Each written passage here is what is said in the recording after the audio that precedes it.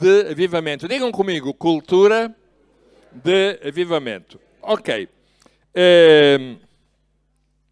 Eu vou explicar o que é, já vou ler o texto bíblico, mas deixem-me só explicar o que é cultura de avivamento.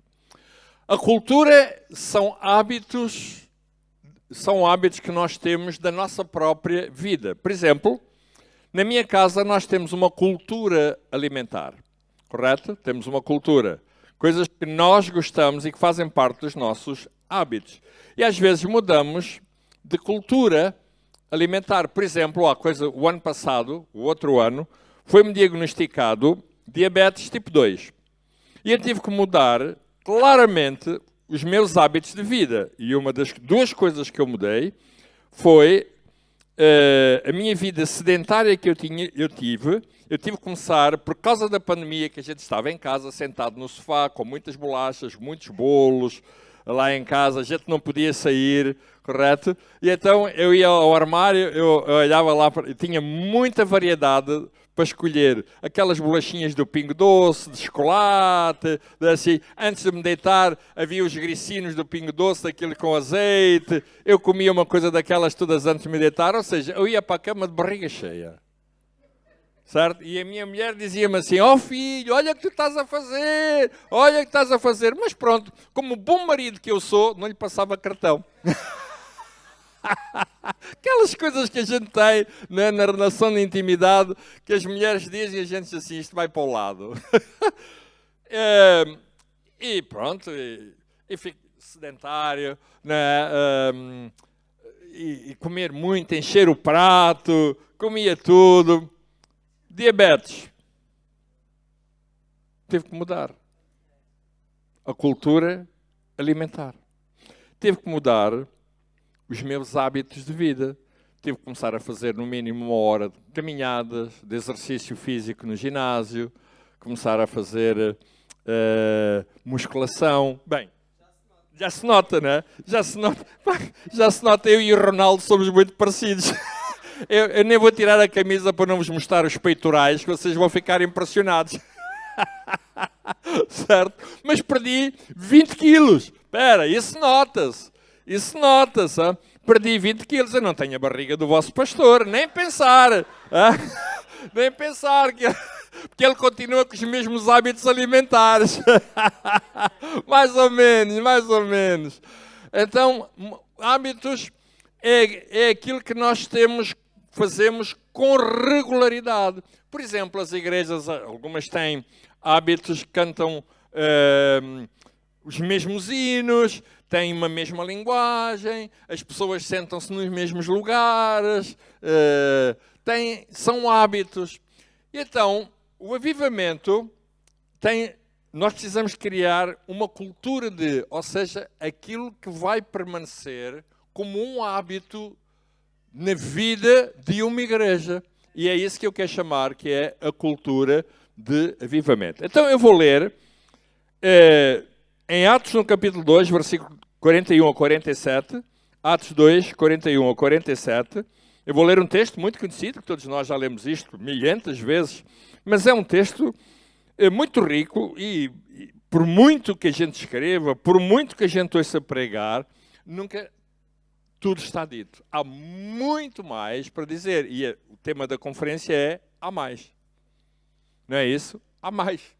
Há mais. E uma das coisas ricas na nossa relação com Deus, na nossa relação com o Evangelho, com a Palavra de Deus, tem que haver sempre mais. Diga lá, sempre mais.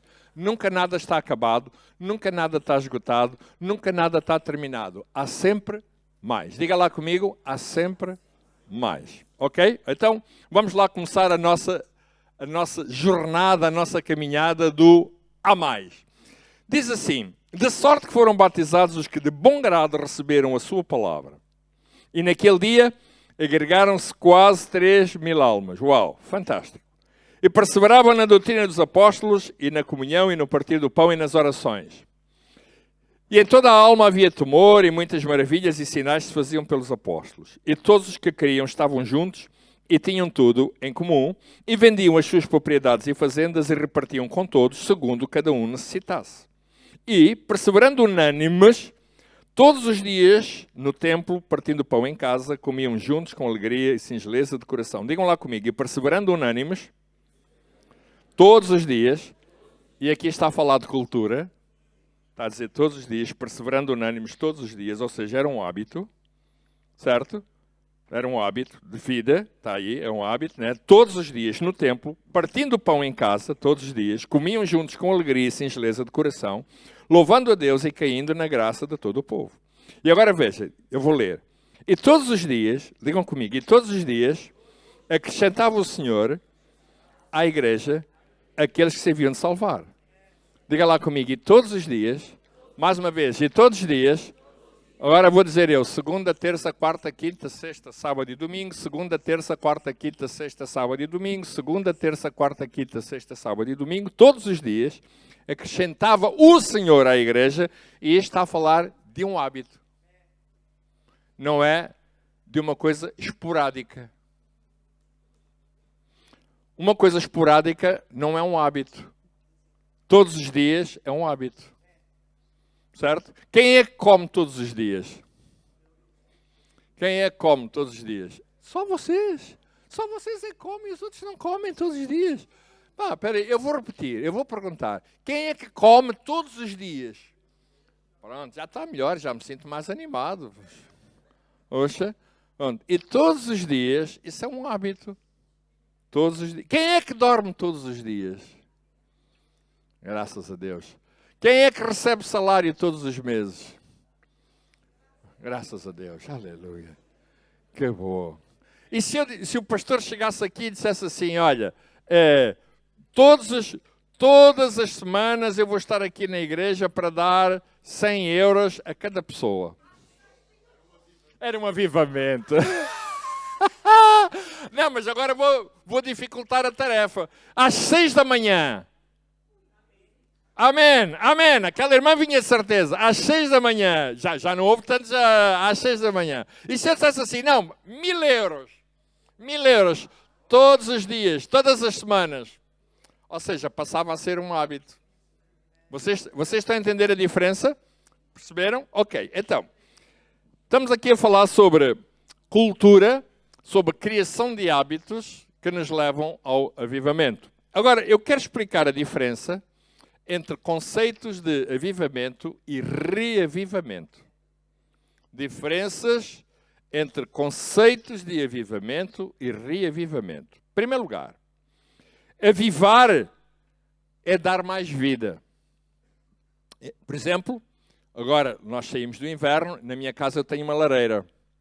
E eu uso a lareira, não faço parte daqueles portugueses que têm lareira em casa e não usam a lareira, não gostam de usar a lareira. Eu gosto de usar a lareira. Eu gosto de me sentar, eu tenho daqueles sofás que a gente tem lá, carrega aquilo, estica as perninhas, eu ponho assim em direção à lareira, irmãos, o máximo 5 minutos e eu estou a dormir.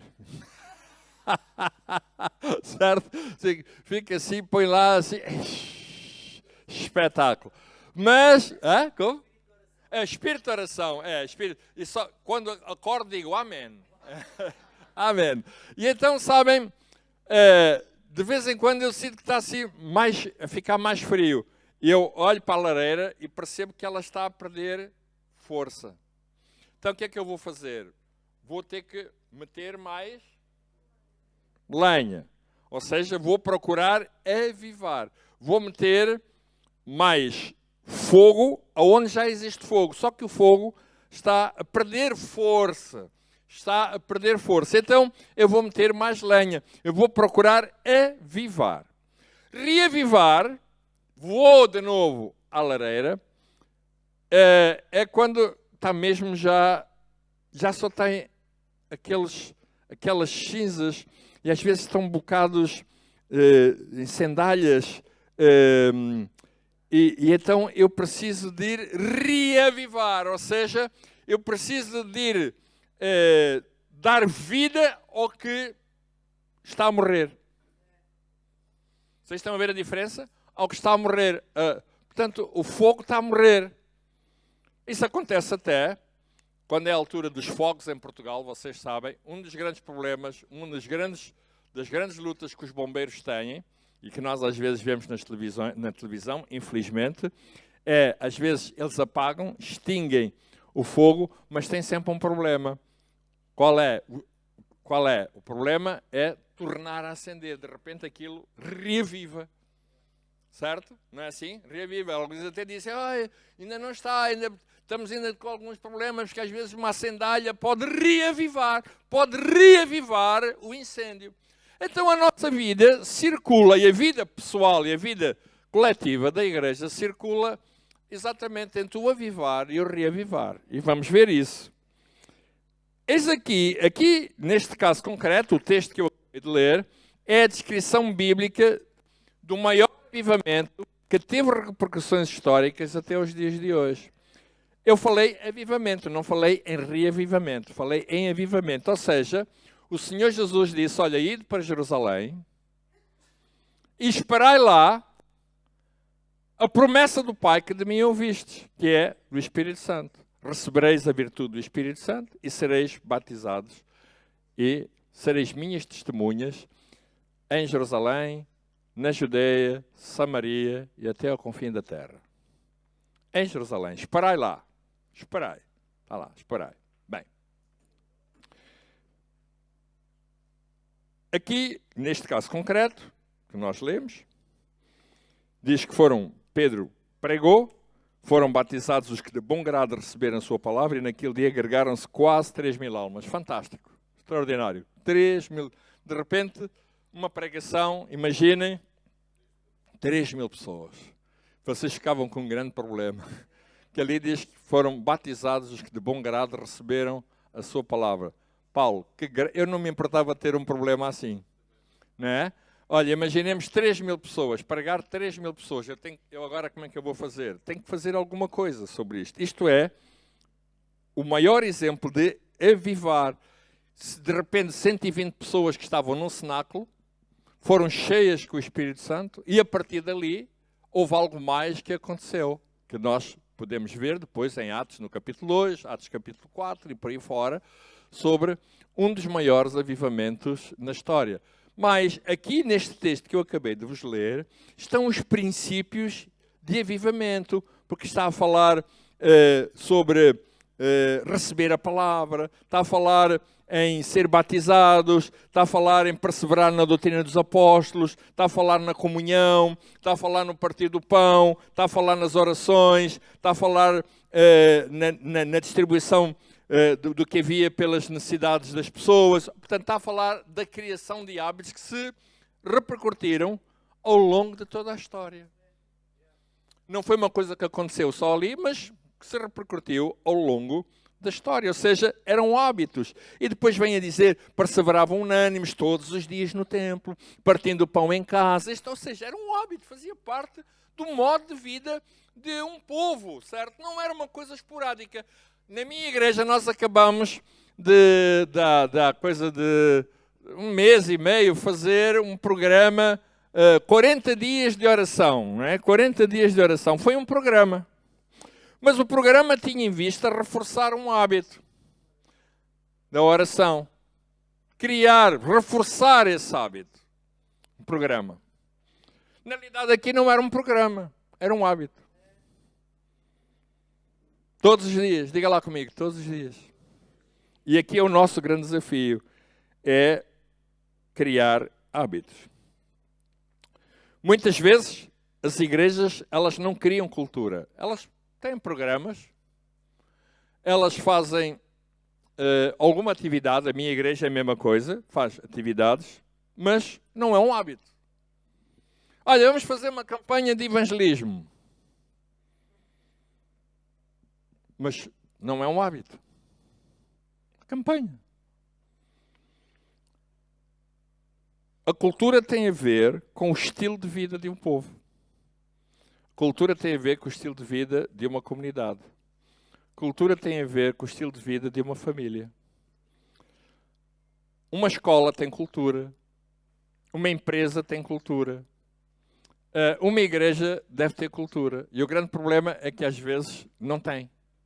Porque não se cria cultura. E é importante criar cultura.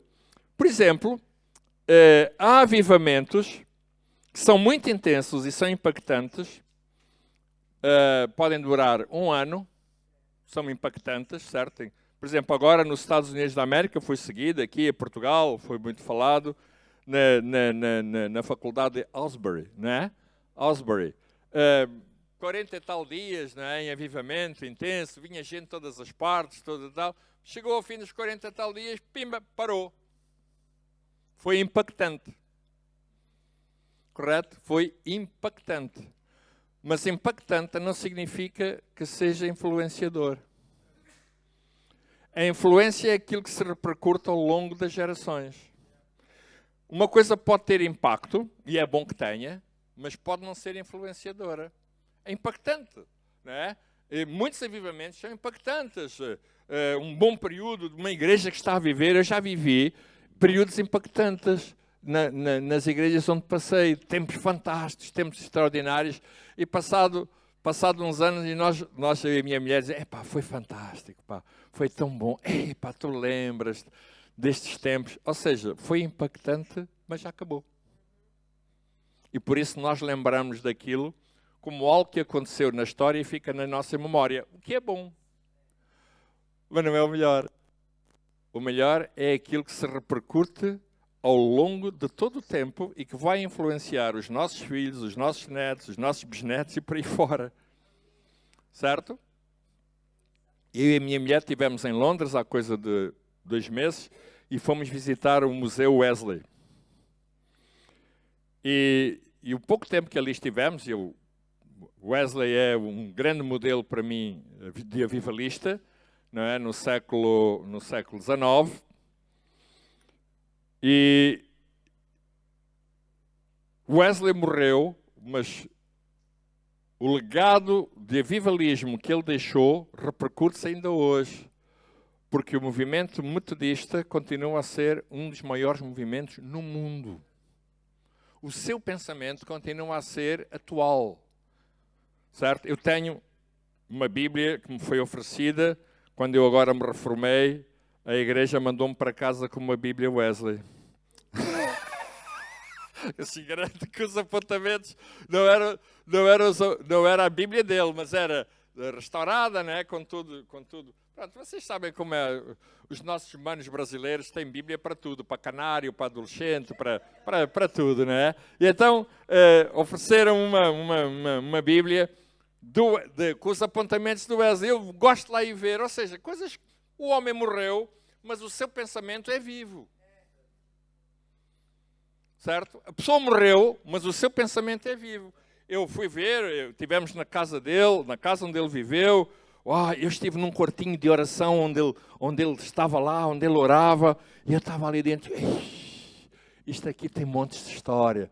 Parecia que a gente disse assim, aqui este homem recebeu muitas coisas de Deus, ele falou muitas coisas com Deus, ele fez pensou muitas estratégias, ou seja, embora ele já tivesse morrido, mas aquele quarto continuava a ser repercutor de história, de memórias, de vida. E avivamento é isso. Avivamento é aquilo que se repercute nas gerações que vêm a seguir.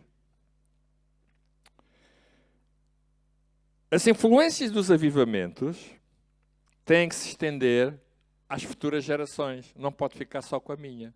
Não pode ficar só ao nível das memórias, ao nível para eu poder escrever um livro. É bom escrever livros, que bom poder registar num livro. Mas o que é importante é que as gerações que vêm a seguir, os meus filhos, não é? Os meus filhos, a minha filha às vezes diz-me, pai, tu tens uma história de vida tão rica, tu precisavas de escrever um livro. E de facto, eu já tenho o livro escrito, mas ainda não o imprimi. Porque ainda há algumas coisas que eu estou ali a procurar acender no livro. Mas eu quero que as gerações que venham a seguir possam beber isso. Então eu quero falar-vos sobre alguns princípios bíblicos sobre avivamento. Alguns. Não muitos, mas alguns. O primeiro grande princípio bíblico sobre avivamento é criarmos uma cultura do primeiro amor. Cultura, diga lá comigo, cultura do primeiro amor. Vamos ler em Apocalipse, no capítulo 4. Aliás, peço desculpa, Apocalipse capítulo 2, assim é que é. Apocalipse capítulo 2, eu enganei-me. Versículos 4 e 5. Portanto, Apocalipse 2, 4 e 5. Glória a Deus. Isso, está ali, espetáculo.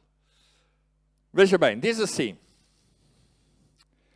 Estas foram palavras do Senhor Jesus para a igreja de Éfeso. Uma igreja fantástica, uma igreja extraordinária, uma igreja que todos nós gostaríamos de ter como modelo. A igreja de Éfeso. Fantástico. Mas, tenho, porém, contra ti, tu que és igreja de Éfeso, fantástico, uma das maiores igrejas daquela altura na Ásia Menor, segundo diz a história, terá tido entre 150 mil a 200 mil crentes. Pá, naquela altura era uma igreja enorme. Estamos aqui, vamos fazer recuar 2000 anos, não é? Então, tenho, porém, contra ti, problema, havia aqui um problema, contra ti, vê só, que deixaste o teu primeiro amor. Há um problema, tens tudo muito bom, mas há um problema. É que tu deixaste o teu primeiro amor. Lembra depois de onde caíste e arrepende-te e pratica as primeiras obras, ou seja, volta ao primeiro amor.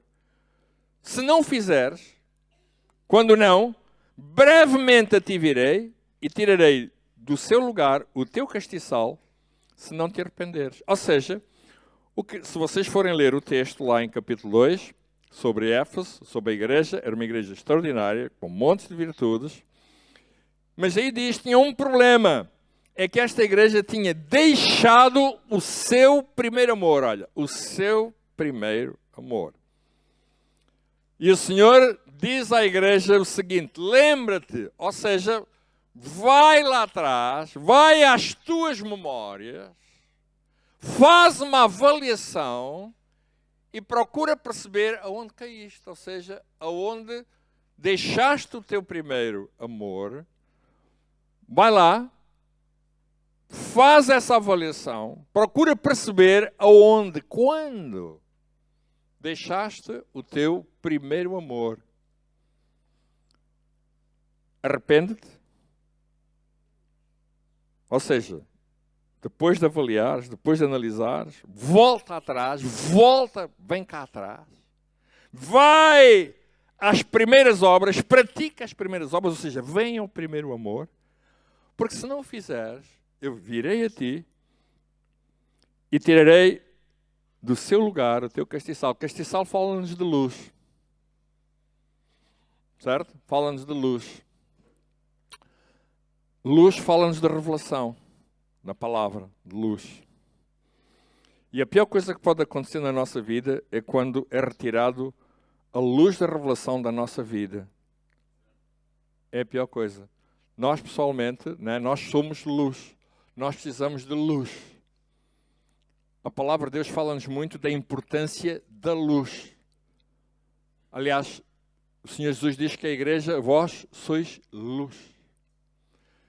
O grande problema é quando nós perdemos a luz, perdemos o brilho. Ou seja, alguma coisa está a ocorrer, o Senhor Jesus retirou do seu lugar o teu castiçal. Se tu não usas a luz que te é dada, tu não precisas de castiçal para nada. O que é que tu precisas do castiçal? Deus não desperdiça nada. Deus não põe o castiçal para decoração. Na minha casa tem lá, a gente põe para decoração. E o único propósito é decoração. Mas Deus não quer nada para decoração. Nem a ti. Quer para decoração. Ou tens um propósito, ou então não tens. E a tua luz, o teu castiçal, ele vai dar outro. Se não te arrependeres. Está aí. Se não te arrependeres. Ou seja, se não avaliares, se não perceberes aonde é que foi que tu caíste, se tu não mudares o teu comportamento, se tu não mudares a tua atitude, se não mudares a forma e a maneira como estás a viver a tua relação com Deus, se não fizeres isso, tu não vais precisar de luz para nada. Ele vai tirar o teu castiçal. Porque tu não precisas de luz para nada. Ele vai dar a outro. Por isso é que Muitas vezes nós ficamos admirados porque há igrejas que começam a perder o seu, já tiveram um apogeu, etc. Depois começam a perder o seu fulgor, a sua vivacidade, e vai para ali embaixo, pi, pi, pi, pi, pi, pi, e fecha as portas. E depois há outras, 10 km à frente, ou 20 km, ou 100 km, ou 150 km, e começa pim, pim, pim, pim, pim, para ali fora. Pois, porque, olha, o teu castiçal não era preciso para nada, e Deus deu a outro. Porque Deus nunca desperdiça nada.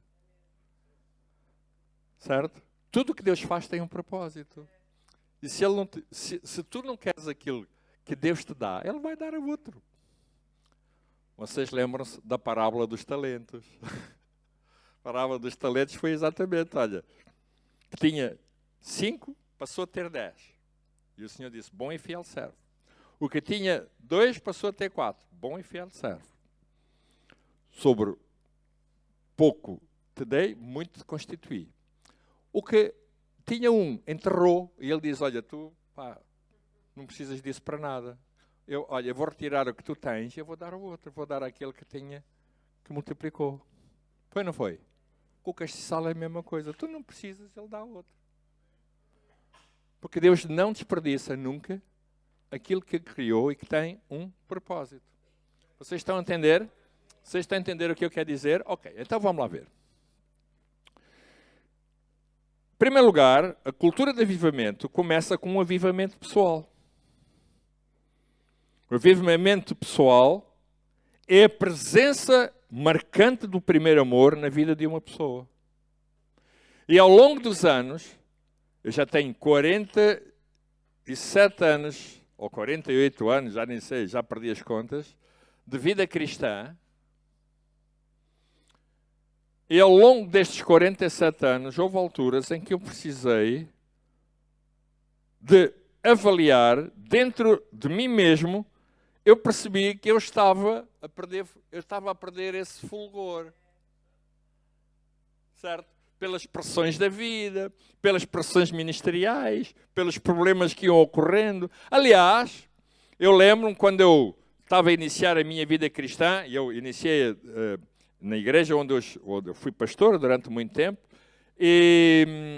mas depois fui para a Figueira da Foz, estive ali na Assembleia de Deus na Figueira da Foz, e então eu lembro que eu ia para as praças, para a praça, para o mercado, havia lá uma praça, havia o mercado, havia os jardins, eu pegava numa saca, numa sacola, né, e ia com folhetos, ia com Novos Testamentos, eu ia com uma banca, ia para os jardins, eu metia a banca, eu distribuía livros, eu evangelizava, eu fazia montes de coisas, eu andava quilómetros para distribuir Bíblia, etc. Então um dia um irmão, daqueles irmãos que já têm para aí 30 anos, 40 anos, assim como eu, um dia ele viu-me a ir para o mercado, distribuir folhetos, etc. E ele disse, irmão Carlos, então o irmão Carlos está aqui. Sim, irmão, eu vim aqui distribuir folhetos, a dar às pessoas. Muito bom. Sim, senhor, é bom ver assim o irmão vivado. Mas olha, isso passa. Isso, já disseram isso. Mas olha, isso passa. Quando o irmão tiver a minha idade, na fé, isso passa, irmão Carlos. A pior coisa que pode acontecer, e nós sempre vamos ter que lidar com isso, é, à medida que nós vamos caminhando na fé, é quando nós perdemos a vitalidade da própria fé. Terrível. Porque nós pensamos, eu sei tudo, eu já fiz tudo, eu já percorri tudo, eu já ouvi todas as pregações, eu conheço pessoas, não é, que se sentem, já pastoreei pessoas assim. Eu já tive pessoas que me disseram, pastor, o que o pastor prega já ouvi imensas vezes. O problema é que ele, mesmo depois de ouvir imensas vezes, ele ainda não fez nem a primeira. Correto? Imensas. Um avivamento pessoal é a presença marcante do primeiro amor na vida de uma pessoa. E o que o Senhor Jesus está a dizer à igreja de Éfeso é isso. Olha, vê onde caíste. Tenho contra ti. Tu és uma igreja muito boa, fantástica. Olha, extraordinária. Tu, 5 estrelas. Toda a gente gostaria de ser uma igreja como Éfeso, mas tens um problema. É que perdeste a vivacidade, o primeiro amor. E o primeiro amor é muito importante na vida de alguém. Porque o primeiro amor, em primeiro lugar, o primeiro amor é puro. Certo? É puro. Não vê mal em lado nenhum. Quem é que aqui já viveu com a sua mulher o primeiro amor? Ou com o marido, o primeiro amor? Só isso. Vocês têm aqui gente casada? Tem gente casada? Os casados, quem é que já viveram o primeiro amor com os caras? Se já estou mais feliz. Quando a gente conhece a mulher, é tudo puro. É, não é? A gente até olha para o prato da sopa e está lá a cara dela. Está a cara dela, fantástico. Não é? O problema é depois quando tu casas, tu comes sopa todos os dias e a cara começa a ir desaparecer. Porque é muita sopa. Começas a perceber que a sopa não tem sal, que a sopa não tem quê, e já não há mais cara. Não é? Já não há mais cara. Tu começas a perder até a imagem dela. Ou dele. Né? Ou dele. Sabe? É isso. Ou seja, o grande problema é deixarmos morrer aquilo que é importante na nossa vida. Pastor, o amor, encontro, né? Ao longo destes anos todos de ministério, e que eu lidei com situações de crise conjugal, etc., eu encontrei muitas vezes esta expressão: pastor, o amor esfriou. É como a sopa, exatamente. O amor esfriou. O amor, ouçam bem, o amor esfriou. A igreja de Éfeso, o amor estava a esfriar. Quando o amor está quente, quando o amor está lá, no top, a pessoa faz coisas loucas.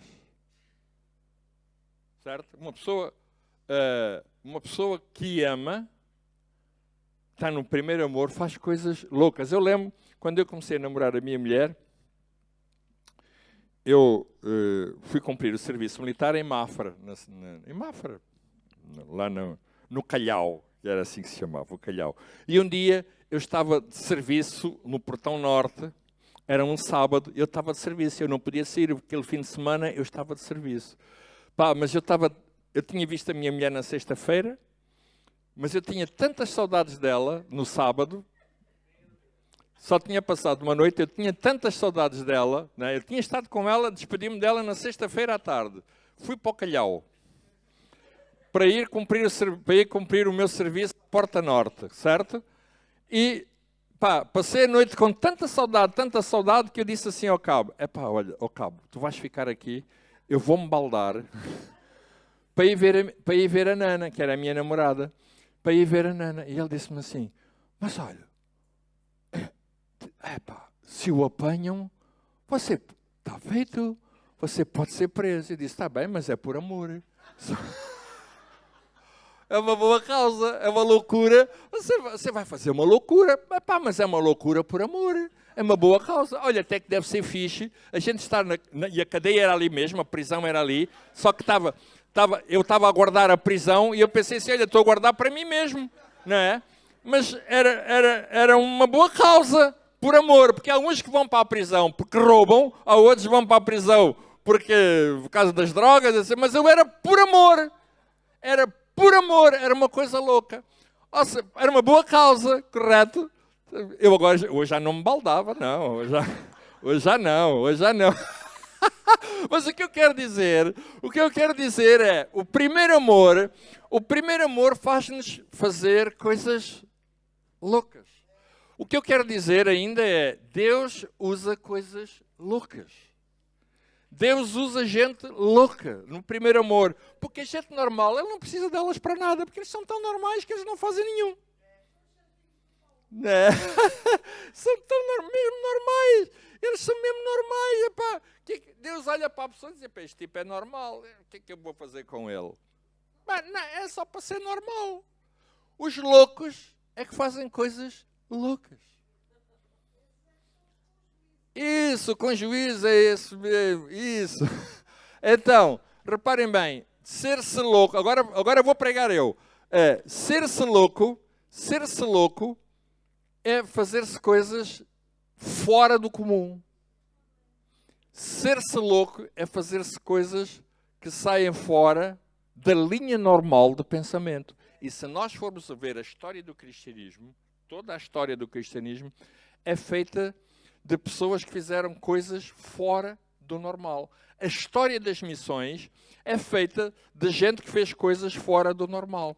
A história das igrejas é feita de coisas fora do normal. No meu ministério pastoral, eu já fiz coisas fora do normal.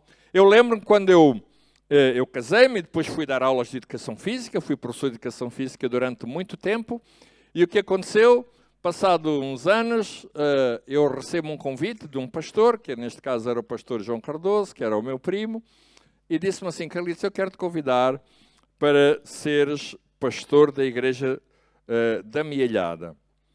E eu dava aulas. E eu disse assim: ok, eu aceito. Estava eu e ele. E ele disse-me assim: epá, mas é melhor tu falares primeiro com a tua mulher. Disse: não é preciso. E cheguei a casa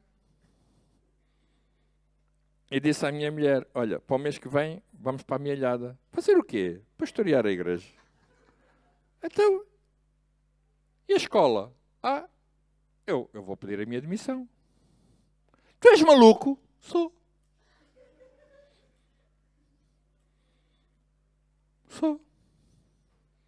E fomos. No espaço de um mês, fomos.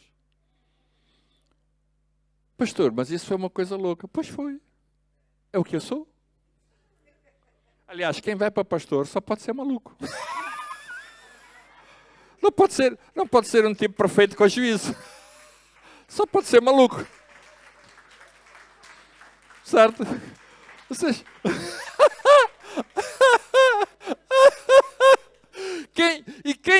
quem deixa um serviço, quem deixa um trabalho, né? Quando eu ganhava, tinha aquilo certo. E ir para pastor, assim, não pode bater bem da bola. E a minha mulher disse-me assim: então e quanto é que tu vais ganhar? E eu disse: sei lá. Então tu não sabes, não perguntaste ao teu primo? Não. Então como é que tu vais saber? Olha, quando vier o primeiro salário. Os loucos são assim. As pessoas normais iam saber tudo, a hora, o dia do pagamento, os descontos que ia fazer, quando ia, quando não ia. Mas isso para pastor não serve. Tu tens que saber lidar com situações não esperadas. E lembro que a minha mãe disse-me assim: Carlitos, mas tu já reparaste se as pessoas fogem todas da igreja? Como é que tu fazes? Olha, eu vou com eles. Vou com eles, vou atrás deles. Certo? Se eles fugirem, eu vou atrás deles. Ou seja, o que eu quero dizer é: igreja, missões, ministério é feita de coisas loucas. A história da igreja é feita disso. De pessoas que se deslocaram de um país, que estavam bem na vida, foram para outro país, sem nada. Às vezes, assim, olha, no escuro. Uau! Assim, sem nada, sem saber nada. A história da igreja é feita disso. Correto. Vocês estão a perceber onde eu quero chegar? Isso tem a ver com o primeiro amor. De tu fazeres coisas, estás tão apaixonado. Jesus, estás tão apaixonado pelo Senhor, tão apaixonado, tu vais fazer coisas de uma forma louca.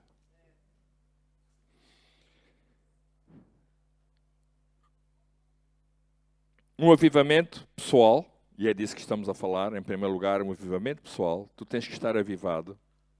Tu não podes ir só para a igreja pensando que tu vais sentar na tua cadeira, vai decorrer 1h30 de culto ou 2 horas de culto e tu vais embora. E voltas cá para a semana. E durante a semana não há mais nada. uma igreja assim não vai longe. Certo? Eu conheço um pastor, meu amigo, aliás, amigo meu e da minha mulher, que foi convidado para ir trabalhar para uma igreja aí com umas 30 pessoas. Chegou lá, ele tinha uma reunião, teve uma reunião com a liderança da igreja, que eram uns 5 ou 6, eram mais os diáconos e os presbíteros que a igreja. Era maior. Chegaram ao pé daquele pastor e disseram assim: olha, pastor, é para lhe dizer o seguinte, nós queremos aqui um pastor, que nós não temos, o último saiu, queremos um pastor, nós vamos lhe pagar bem, mas tem aqui uma condição. Nós não queremos aqui que você faça coisas malucas. Não queremos que você invente nada. O que nós queremos que você faça o culto, pregue. Quando morrer alguém, que faça o funeral. Quando nascer alguém que não nasce, porque a igreja está a envelhecer, portanto não tem esse trabalho. É mais que os funerais. Que faça a visitação, que é para ninguém ir embora. E está tudo, e nós pagamos bem. E aquele meu amigo disse assim: não, então eu não quero. Eu não quero. Vocês precisam de um funcionário, não precisam de um pastor. Se vocês quiserem um funcionário e um tipo sem emprego, eu arranjo. Que há muita gente sem emprego e ele faz isso. Vocês só têm que dizer o que vocês querem que ele prega. E quando morrer alguém, ele vai lá, lê a Bíblia e vocês enterram o camarada. Não. Um pastor desafia pessoas. Um pastor mexe com a vida das pessoas. Um pastor cria a cultura da igreja, uma cultura avivada, uma cultura que vai te incomodar, vai te tirar do sítio onde tu estás para ires mais além, para ires mais longe, para, como é que é o tema da conferência? Para ver mais. Não pode ser só tu sentares-te ao domingo na cadeira, acabou, bye, vais embora. Eu já tive gente na minha igreja, e não foram 1, nem 2, nem 3, nem 4, já tive gente na minha igreja, e alguns chegaram ao pé de mim e disseram-me assim: pastor Carlitos, nós estamos aqui nesta igreja, eles tinham saído de outras igrejas, nós estamos aqui nesta igreja, mas faça-me um favor, olha, não quero que ninguém me cumprimente, não quero que ninguém me reconheça, eu quero entrar, ouvir e ir-me embora. Eu disse: então pode ir já. Eu já tive, gente assim. Um dia fizemos um almoço comunitário na igreja e sentei-me à frente de um camarada que era filho de um pastor. Estávamos à frente, assim os dois. E ele disse-me assim, eu perguntei-lhe o nome, ele disse-me o nome, e ele disse: eu conheço muito bem. Conhece? Sim, conheço muito bem. O meu pai fala muitas vezes em si, etc. E vou-lhe dizer mais, olha, você é o pastor Carlitos, e a última coisa que eu esperaria deste almoço, porque eu fui obrigado a vir por causa da minha mulher, disse-me ela assim, a minha mulher é que me obrigou a vir a este almoço, e a última coisa que eu esperaria era ficar aqui à frente de si. Que é eu tinha prometido não falar mais com pastores. Então, mas o seu pai é pastor, por causa disso mesmo. Era um homem, estava perante uma pessoa ferida, ouça bem, estava perante uma pessoa ferida e com o fogo já completamente extinto. Sim, já extinto. Eu olhei para ele e disse-lhe assim: mas olha, sabe quem é que o trouxe aí para esse lugar? Foi Deus. Não foi a sua mulher. Deus usou apenas a sua mulher para vir até aqui, mas Deus colocou aqui à frente de mim. E foi de tal maneira que aquele senhor depois tornou-se uma pessoa muito, muito, muito ativa na igreja.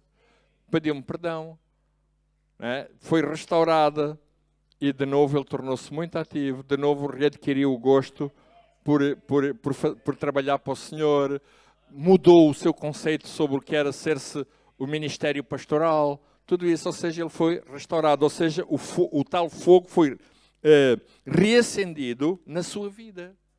E nós precisamos, muitas vezes, de gente, de pessoas, precisamos de pregação, precisamos de cultura de igreja que reacenda isso, que mexa connosco, que vá tocar na nossa vida, dizer assim, espera aí, eu não estou bem. Eu preciso de fazer alterações profundas à minha vida. Eu preciso de mudar de atitude. Eu preciso fazer alguma coisa que reacenda a paixão que eu já perdi. Ou seja, eu preciso avaliar, e deixa-me dizer isso, a igreja onde eu fui pastor, nós fazemos muitas avaliações. Os pastores fazem avaliações, os líderes ministeriais fazem avaliações, nós incentivamos as pessoas a fazer avaliações exatamente a partir daqui. Vê aonde caíste. Olha, o primeiro amor já não está lá. Aquela paixão que tu tinhas pelo Senhor, a paixão que tu tinhas pelas coisas de Deus, a paixão que tu tinhas pelo ministério, já não está. Olha, está a morrer. Precisas de reacender isso. Porque a cultura do avivamento começa exatamente aí. E deixa-me dizer isto. Uma pessoa, um avivamento pessoal, só pode despertar um avivamento coletivo. Uma pessoa só. Uma pessoa só. Olha, eu vou repetir. Eu vou dar-te aqui o exemplo. Uma pessoa avivada, só uma, pode despertar um avivamento coletivo. Vamos ver aqui. Em Atos capítulo 8, versículos 5 a 8. Atos 8, 5 a 8. Se puderem colocar ali, eu agradecia.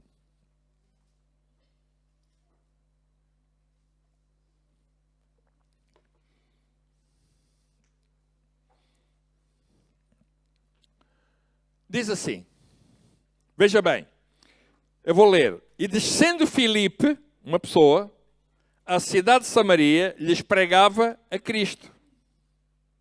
Eu vou repetir. E descendo Filipe, à cidade de Samaria, lhes pregava a Cristo. E agora veja. E as multidões, unanimemente prestavam atenção ao que Filipe dizia. Porque ouviam e viam os sinais que ele fazia. E agora veja, os espíritos imundos saíam de muitos que os tinham, clamando em alta voz. Muitos paralíticos e coxos eram curados. E havia, leiam comigo, diga lá, e havia grande alegria naquela cidade. Diga lá, e havia grande alegria naquela cidade. Veja bem, um homem, chamado Filipe, foi a uma cidade chamada Samaria, que era contrária aos judeus, odiava os judeus e vice-versa. Está aí a dizer. E lhes pregava a Cristo. Certo? Lhes pregava a Cristo. E agora veja, e as multidões daquela cidade, unanimemente, fantástico isto, unanimemente prestavam atenção ao que Filipe dizia. Porque ouviam e viam os sinais que ele fazia.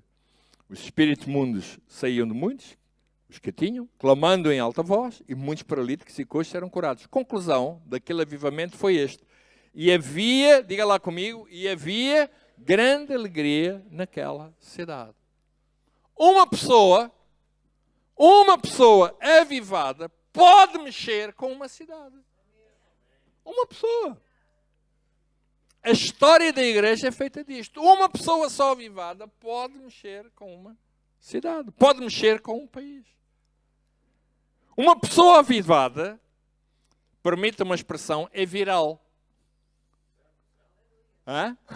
Uma pessoa avivada é viral. Nós acabamos de sair há 2 anos, aproximadamente, de um tempo viral, uma pandemia. E sabe, o grande problema não era o coletivo, o grande problema era uma pessoa. A gente não podia nem cumprimentar, tínhamos que estar afastados, havia o tal chamado distanciamento social. Porque o problema era a outra pessoa. Não era? Ou seja, o problema viral era a outra pessoa. Não podíamos cumprimentar, não podíamos dar um beijo. Às vezes até falava-se muito disso, não é? Marido, mulher, filhos, algumas pessoas tiveram que se retirar, não se podia cumprimentar os avós, dar beijo aos avós, etc. E ainda hoje isso tem consequências desse distanciamento social. Por exemplo, a minha neta, aquela mais pequenita que tu conheceste ontem, ela não gosta de contacto físico, porque ela é um bebé que nasceu em tempo de pandemia, onde não havia beijos, onde não havia abraços. E ela não gosta, porque ela não cresceu assim. Um cristão avivado é viral. As pessoas que estão ao pé dela, uau, são contaminadas, são... Correto? São contagiadas, exato, são contagiadas, são influenciadas. Uma vez ouvi um pregador americano, Rick Warren, ele dizer assim, a grande comissão é o cristão que leva o evangelho às pessoas que não conhecem Jesus e vão procurar discipulá-lo, etc, etc. Mas ele diz, mas hoje nós temos uma outra tarefa, temos uma outra responsabilidade. É aquelas pessoas que estão ao nosso lado na igreja, que estão a morrer, que são crentes, estão sem vida, estão a apagar-se, estão a esmorecer, e tu deves ser também ganhar essa pessoa para reavivar o que se está a perder na sua vida. Sabias isso? Esse é o grande desafio. Tu que estás aí ao teu lado, olha para a pessoa que está ao seu lado. Pode ver? Mas olha, imagina, deixa-me pôr-te assim, imagina que tu és o cristão avivado e estás ao lado daquela pessoa que está aí, mas tu não conheces bem a outra pessoa. Mas aquela pessoa que está ao teu lado pode estar exatamente a precisar que tu a contagies com a tua paixão. Se calhar ela precisa, sei lá, nesta conferência, olha, logo à tarde vai haver lá o culto em Fátima. Se calhar tu precisas chegar ao pé daquele que está ao teu lado a dizer assim, tu logo não vais para casa para ver o futebol, não, tu vais para Fátima, vais estar lá no culto para ver. Tu estás a contagiar a pessoa para não ir para casa para dormir, para apoiar, mas para ir até Fátima para ouvir a palavra de Deus. Olha, sabes uma coisa? Olha, esta semana nós lá temos os pequenos grupos da nossa igreja, temos os pequenos grupos. Olha, eu quero te convidar para... Vem ao nosso pequeno grupo. Vai-te fazer muito bem. Vem ao nosso pequeno grupo. Vem connosco. Olha, vai-te fazer muito bem. Olha, nós vamos ter para a semana uma reunião de homens. Olha, vem connosco. Olha, vamos ter um almoço fixe, uma picanhazinha. Temos lá um irmão, um brasileiro, faz uma picanha, uma salsicha boa, aquilo tudo. Vem embora, vamos lá embora. Aleluia, glória a Deus. Vamos embora, vem lá. Esse é um cristão viral. Agora, aquele que está calado, senta, vai embora, vem, está há anos ali, ninguém sabe nada. Meu Deus, que Deus tenha misericórdia dele.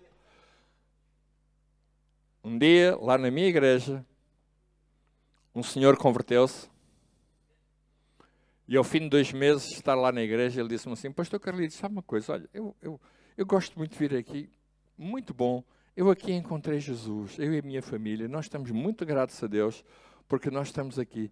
Mas sabe o que me admira? É que eu já conhecia aquele camarada que ali está há anos, ele trabalha no meu escritório e não sabia nem que ele era cristão. Então como é que tu tiveste conhecimento do Evangelho? Foi outra pessoa que me falou do Evangelho, não foi ele. Miserável. Esse não é um cristão. Isso é um miserável. Que não partilha aquilo que de melhor tem na vida. Ser-se cristão é a melhor coisa que podemos ser na vida. Estarmos avivados, estarmos cheios, partilharmos aquilo que de melhor temos, podermos convidar as pessoas. Olha, aquilo que nós temos de melhor, eu quero partilhar com as pessoas. Eu quero convidar a vir, olha, vem comigo, vem comigo, é muito fixe, olha, vai ser muito bom. Tu vais ouvir a palavra de Deus, vens ouvir o meu pastor, olha, o meu pastor corre lá à frente, era eu. Corre lá à frente, sai perdigoto e tudo, mas é ungido, é perdigoto ungido. Nunca mais serás o mesmo se apanhares com um perdigoto num olho. Hein? Nunca mais a tua vida vai mudar. Uma pessoa avivada é uma pessoa viral. Nós precisamos de igrejas virais. Nós precisamos de crentes virais. Nós precisamos de crentes cheios do Espírito Santo. Precisamos de pessoas em fogo. Deixe-me usar esta expressão bem pentecostal, não é? Precisamos de ter pessoas, pá, que ficar ao pé delas é um perigo. Ficar delas é um perigo, no bom sentido da palavra. Epá, poxa, a tua vida não será mais a mesma. Precisamos disto, do Espírito Santo na nossa vida, na tua vida. E por isso, meu amigo, nesta manhã, deixa-me fazer-te um desafio. Se tu ouviste com atenção aquilo que eu preguei, se calhar tu estás numa destas circunstâncias. Eu vou dizer-te aquilo e vou terminar como comecei. Tenho, porém, contra ti que deixaste o teu primeiro amor. Lembra-te onde caíste, ou seja, onde te afastaste. Arrepende-te e volta às primeiras obras. E este convite é para ti. Podem subir, faz favor. Vamos ficar todos de pé, faz favor.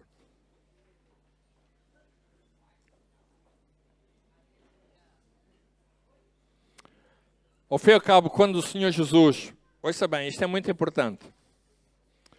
Quando o Senhor Jesus nos está a dizer que nós precisamos de nos arrepender, ver aonde caímos, e precisamos de nos arrepender e voltar lá, o que Ele está a dizer não é nada mais, nada menos do que isso. Olha, vê o que é que morreu na tua vida, vê o que é que morreu na tua relação com Deus, vê o que é que morreu na tua relação com a Palavra de Deus, vê o que é que morreu na tua relação com o Espírito Santo. Tu precisas de reavivar isso. Precisas, deixa-me pôr assim, deixa-me usar esta expressão, precisas de ressuscitar isso. Isso é avaliar. Dizer, eu preciso de reavivar isso. Eu preciso tornar isso bem vivo. Eu preciso de ressuscitar isso. Eu preciso. E é possível, não sei, não conheço toda a gente, mas é possível que estejam aqui pessoas que precisam de ressuscitar, precisam dizer assim, Senhor, eu realmente eu estou a cair aos bocados, eu estou a arrastar-me, eu estou cansado. Vocês sabem, há pessoas que estão cansadas de ser crentes, não é? Vinde a mim, vós que estáis cansados e oprimidos. Eu ouvi isto muitas vezes pregado, mas era para os descrentes. Mas o grande problema é que eu, como pastor, eu encontro muitos crentes, muitos pastores, cansados e oprimidos.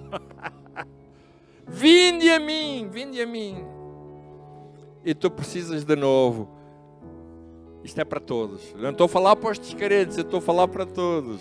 Vinde a mim, vós que estáis cansados e oprimidos. Olha, vê onde é que tu caíste. Estás cansado, sentes-te oprimido. Vê, analisa. Vê onde caíste, vai lá atrás. Arrepende-te.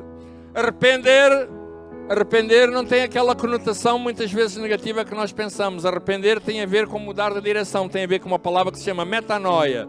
Metanoia é tu mudares de mente, é mudares de posição, é tu mudares de direção. Ou seja, tu vais numa direção e a direção é ires ao fundo e tu, de repente, não é? Tu vens e calma lá, eu vou mudar, eu vou. Vê, volta lá atrás, volta onde tu caíste, vê onde tu caíste, vê aquilo que te levou àquele estado. Pode ser muitas coisas. Olha, pode ser um casamento a acabar, pode ser filhos que te desgastam, pode ser um trabalho que tu perdeste, pode ser, sei lá, muitas perdas que tu tiveste na vida, pode estar cansado de uma série de coisas na tua vida que acontecem e que acontecem na nossa vida, é normal, não é? Mas vê aí, vai aí e diz, Senhor, olha,